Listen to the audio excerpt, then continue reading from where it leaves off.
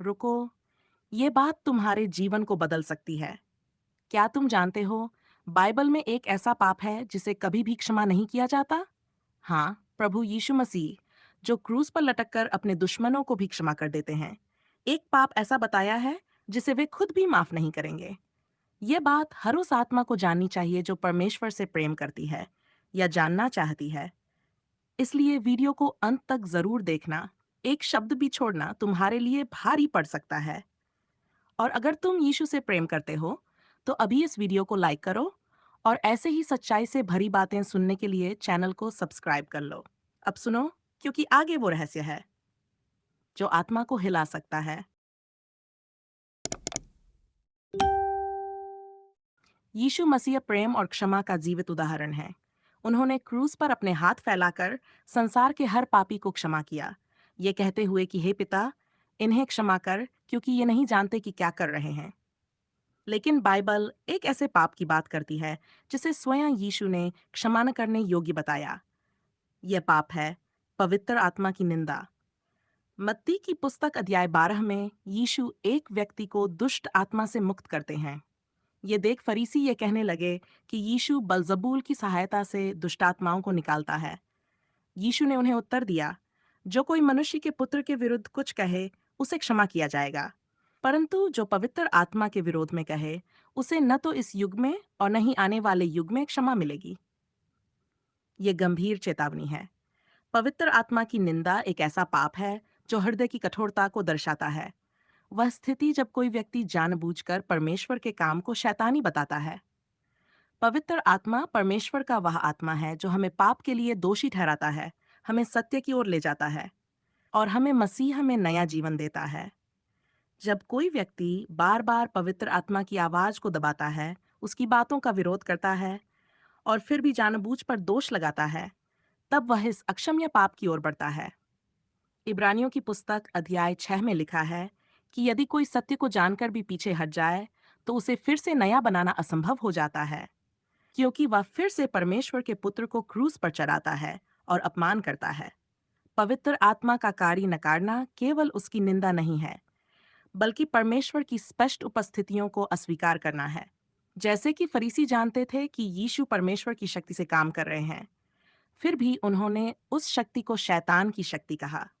यह पाप बाहरी नहीं, भीतरी विद्रोह का प्रतीक है। यह उस आत्मा का चित्रण है जिसने सच को देखा, अनुभव किया और फिर भी उसे नकार दिया। मरकुस की पुस्तक अध्याय 3 में यीशु ने कहा, सत्य में मैं तुमसे कहता हूँ, मनुष्यों के सब पाप और जितनी भी निंदा की बातें वे कहें क्षमा की जाएंगी, परंतु जो पवित्र आत्मा की निंदा करता है वह सदा के लिए दोषी ठहराया जाएगा। यीशु यहाँ दो बातें स्पष्ट करते हैं। पहला, परमेश्वर असीम क्षमा करने वाला है। दूसरा, जानबूझकर पवित्र आत्मा को नकारना, अर्थात सत्य को असत्य कहना, आत्मा की कठोरता का चरम है। यदि तुम्हारे मन में डर है कि तुमने ये पाप कर दिया है, तो यह अच्छा संकेत है, क्योंकि पवित्र आत्मा ही हमें आत्म परीक्षण की ओर ले जाता है। यदि कोई ये सोचकर दुखी होता है कि कहीं उसने अक्षम्य पाप तो नहीं किया, तो इसका अर्थ है कि वह आत्मा अभी भी परमेश्वर के प्रति संवेदनशील है। अक्षम्य पाप करने वाला व्यक्ति अपने पाप को पाप नहीं मानता। वह आत्मा में कठोर हो चुका होता है। वह पश्चाताप नहीं करता, ना ही क्षमा मांगता है। परमेश्वर की कृपा हमारे लिए खुली है जब तक हम पश्चाताप करने के लिए तैयार हैं। यूहन्ना की पहली पत्री अध्याय 1 में लिखा है, यदि हम अपने पापों को मान लें, तो वह विश्वासयोग्य और धर्मी है और हमें क्षमा करेगा। इसलिए हमें अपने जीवन की गहराई से जांच करनी है। कहीं हम पवित्र आत्मा की कोमल आवाज को अनसुना तो नहीं कर रहे? क्या हम जानबूझकर सत्य को अस्वीकार तो नहीं कर रहे? कई लोग जानना चाहते हैं कि पवित्र आत्मा की निंदा कैसे होती है। इसका उत्तर केवल बाहरी कर्म में नहीं, बल्कि हमारे आंतरिक रुख में छिपा है। जैसे जब हम परमेश्वर की चेतावनियों को बार बार नजरअंदाज करते हैं, जब हम सत्य के प्रकाश को अंधकार कहते हैं और जब हम मसीह के आत्मा को अस्वीकार कर देते हैं। परमेश्वर चाहता है कि कोई भी नाश न हो, बल्कि सब मन फिराव करें। यही कारण है कि वह देर तक सहता है। वह धैर्यशील है, करुणामय है, प्रेम से परिपूर्ण है।